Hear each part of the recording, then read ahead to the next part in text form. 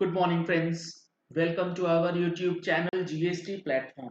GSTR 3B से related एक बेहद ही इंपॉर्टेंट सर्कुलर और गाइडलाइन गवर्नमेंट ने इशू किया है, जिसके अंदर इनपुट टैक्स क्रेडिट से रिलेटेड बहुत सारे इश्यूज को गवर्नमेंट ने फोकस किया है।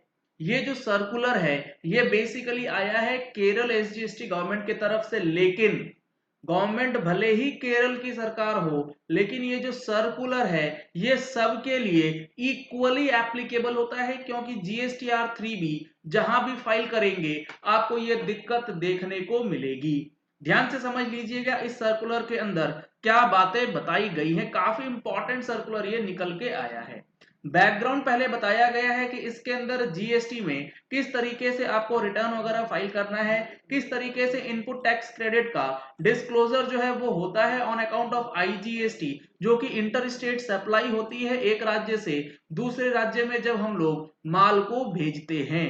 आगे इन्होंने लिखा है fund transfer and apportionment. Fund transfer और अपोर्शनमेंट जो होता है वो होता है on the basis of GSTR 3B, और जीएसटीआर 3B के अंदर जो भी डेटा हम लोग डालते हैं उसी के बेसिस पे फंड आगे जो है वो ट्रांसफर होते हैं और स्टेट गवर्नमेंट्स को एलोकेट किए जाते हैं। आगे इन्होंने कुछ चीजें बहुत ही इंपॉर्टेंट मेंशन करी है जो कि आपको समझना जरूरी है। The aforesaid fund transfer and apportionment is predominantly based on the information of GSTR 3B returns available with GSTN. The facility to file the simple and summary periodical return in 3B in lieu of GSTR 3 was made available to the taxpayers, and the same is still continued, which may continue till a new return system is in place. यानी कि 3B अभी continue होगा जब तक नया return system नहीं आ जाता।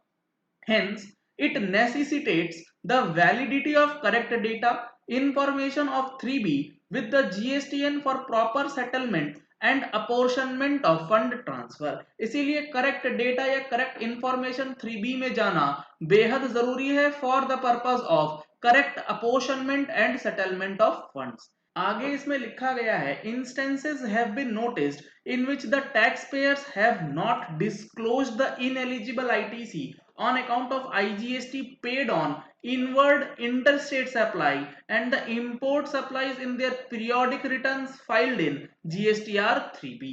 यानी कि जो जीएसटीआर 3B के अंदर आईजीएसटी का पेमेंट हुआ है और वो उस आईटीसी के लिए हुआ है जो कि इन एलिजिबल है, वो 3B में दिखाए नहीं गए। Correct declaration of ITC in monthly GSTR 3B correct process क्या है वो यहां पे बताया गया। The provisions related to GSTR 2 are suspended for time being, therefore the reversal of ITC under rule 4243 is to be reported in table 4 of GSTR 3B। जो हमारा GSTR 3B है उसका टेबल नंबर 4 जो बेसिकली एलिजिबल आईटीसी की बात करता है, उसके अंदर जहां पर रिवर्सल का कॉलम दिया गया है टेबल 4 में, वहां पे रूल 4243 के अंदर आपको आईटीसी रिवर्स करना होता है। Taxpayers are required to determine all his eligible ITC amount of reversals as per the rules and ineligible ITC and have to report the correct figures in appropriate columns। यानी कि जो ITC से related reversals करना है वो appropriate column में करना पड़ेगा।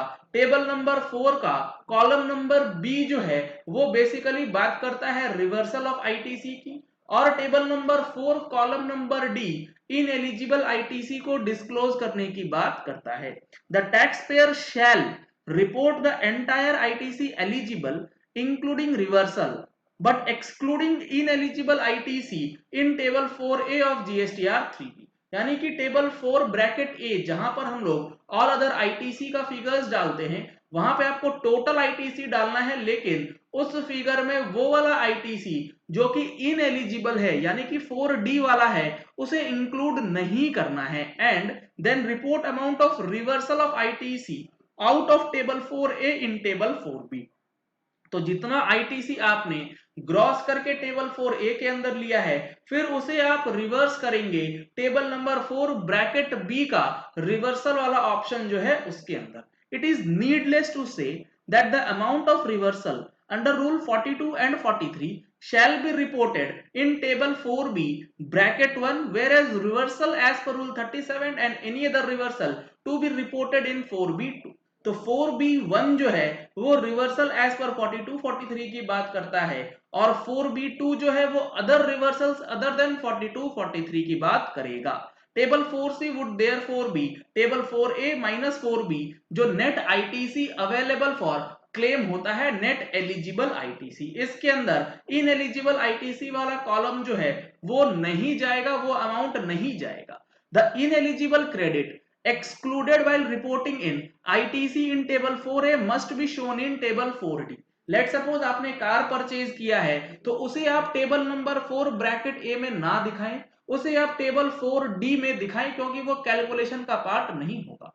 मोर स्पेसिफिकली इनएलिजिबल और blocked credit as per 17.5 shall be reported in 4D1 only. आपको 17.5 का आईटीसी सिर्फ और सिर्फ 4D1 में ही दिखाना है और कहीं भी नहीं दिखा सकते। Whereas 4D2 shall include ineligible or blocked credit as per 17(4) of SGST और CGST Act read with rule 38 thereto। और जो 4D2 है यानी कि अदर इनएलिजिबल क्रेडिट के अंदर 17(4) के जो क्रेडिट्स हैं उसे आप दिखाएंगे। The other ineligible ITC like ITC wrongly availed in previous period shall be reported in table 4D2। यानी कि जो ITC आपका इनएलिजिबल था, जो कि आपने गलत तरीके से अवेल कर लिया था पिछले पीरियड्स में, वो भी आप 4D2 के अंदर दिखा सकते हैं। Instead, only net effect shown by taxpayers in the return would result in short settlement of IGST। Therefore, reversal of ITC and ineligible ITC has to be reported by the taxpayer while filing his due return। Most important चीज, जब आप अपनी ITC को declare करें इस चीज को ensure करें कि आप ऑल अदर आईटीसी में सारी चीज को नेट ऑफ करके ना दिखा दें, यानी कि जो आईटीसी आपको मिलना है वो प्लस में आपका जितना प्रीवियस आईटीसी है वो minus reversal of ITC minus ineligible ITC, इस तरीके से नेट ऑफ करके नहीं दिखाना है। अलग अलग टेबल 4A 4B और 4D का यूज जो है वो आपको करना है। अब करेक्शन कैसे होगा जो रिटर्न्स आपने पहले फाइल करी हैं। All such tax payers who have not furnished details of ineligible ITC और furnished partial details of ineligible ITC or not reported reversal of ITC fully or partially and hereby required to correct the mistake। गलतियों को ठीक कैसे करना है इसके लिए उन्होंने बताया है those taxpayers who have committed errors of wrongly reporting or not reporting ineligible ITC as well as reversal of ITC in the returns filed for the financial year 18-19 shall have to be reported in the annual return for financial year 18-19 in GSTR 9। अगर आपने ये गलती कर दी है तो उसे आप GSTR 9 of 18-19 में रेक्टिफाई कर सकते हैं, जिसके लिए हमने ऑनलाइन वेबिनार कल यानी कि 26 जुलाई को ऑर्गेनाइज किया गया है, जिसके रजिस्ट्रेशन के लिए आप इस नंबर पे कॉल कर सकते हैं। कल सुबह 11 बजे से 2 बजे तक ये ऑनलाइन वेबिनार जो है वो ऑर्गेनाइज किया गया है GSTR 9 ऑफ फाइनेंशियल ईयर 18-19 से रिलेटेड। तो रजिस्ट्रेशन कराने के लिए आप इस नंबर पे कॉल कर सकते हैं।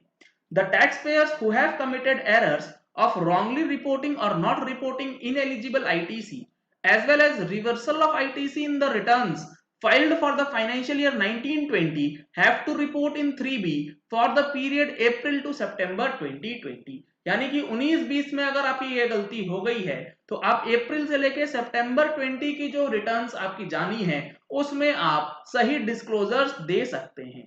The taxpayers who have committed errors of wrongly reporting or not reporting ineligible ITC as well as reversal of any ITC in returns filed for the period from April 20 shall report it in subsequent 3B to be filed by the giving net effect in that subsequent return। 2021 के लिए अप्रैल onwards आपने जो return file करी है उसमें अगर कुछ गलती हो गई है तो उसको आप अगले महीने के रिटर्न में ठीक कर सकते हैं। Such incorrect information of ITC in periodic returns indicates impropriety in returns filed by the taxpayers and it may result in selection of cases of such taxpayers for scrutiny। अगर आप ऐसी गलती फिर से करेंगे तो आपका रिटर्न जो है वो स्क्रूटनी में ले लिया जाएगा and which later on might result into imposition of penalty, और उसके बाद आपके ऊपर पेनल्टी भी लगाई जा सकती है। बहुत इंपॉर्टेंट ये चेंज जो है वो बताया गया। Hence, all the taxpayers are hereby instructed to follow the guidelines of this circular and file the periodic returns in 3B henceforth correctly. The taxpayers shall also correct the figures reported in the returns filed for earlier period as the manner prescribed in this circular. ये काफी important guideline जो है वो issue किया गया है state government की तरफ से, लेकिन ये हर किसी के लिए एप्लीकेबल है क्योंकि ये जीएसटीआर 3B के लिए आया है। तो हर जो भी बंदा 3B फाइल कर रहा है उसको इस चीज का ध्यान रखना पड़ेगा। चलिए इस वीडियो को यही एंड करते हैं। आशा करते हैं कि आपको ये वीडियो पसंद आया होगा। अगर आपको ये वीडियो पसंद आया तो इस वीडियो को लाइक और शेयर करना मत भूलिएगा ताकि मैक्सिमम लोगों तक ये जीएसटीआर 3B से रिलेटेड जो इंपॉर्टेंट अपडेट है वो पहुंच जाए कि आईटीसी किस तरीके से डिस्क्लोज करना है। अगर आपने हमारे चैनल पे फर्स्ट टाइम ट्यून इन किया है तो चैनल को सब्सक्राइब कर लीजिए। नीचे दिया गया है रेड कलर का सब्सक्राइब बटन, उसे प्रेस करके साथ में जो बेल आइकन है उसे दबाना मत भूलिएगा, नहीं तो अपडेट्स आपको नहीं मिलेंगी। सर वीडियो तो हमें मिल रही है, सर हमें पढ़ना है, हमें हर महीने अपडेट जो है अपने ऑफिसेज में अपने पास चाहिए, तो वो कैसे होगा? उसके लिए आप हमारी टैक्स मैगजीन जो मंथली आपको दी जाती है उसका सब्सक्रिप्शन ले सकते हैं। सब्सक्रिप्शन डिटेल्स आपको स्क्रीन पे नंबर दिया गया है, उस पे आप कॉल करके ले सकते हैं। आपको कोई क्वेरी है तो आप हमारी वेबसाइट gstplatform.com को विजिट कर सकते हैं और अपनी क्वेरी कॉन्टैक्ट अस के सेक्शन में पोस्ट कर सकते हैं। हमारी टीम आपका रिप्लाई करेगी। इंस्टेंट रिप्लाई के लिए आप हमारी पेड मेंबरशिप की सर्विसेज ले सकते हैं। डिटेल्स के लिए आपको सेम नंबर जो यहां दिखाया जा रहा है इसी पे संपर्क करना है। Thank you and have a nice day.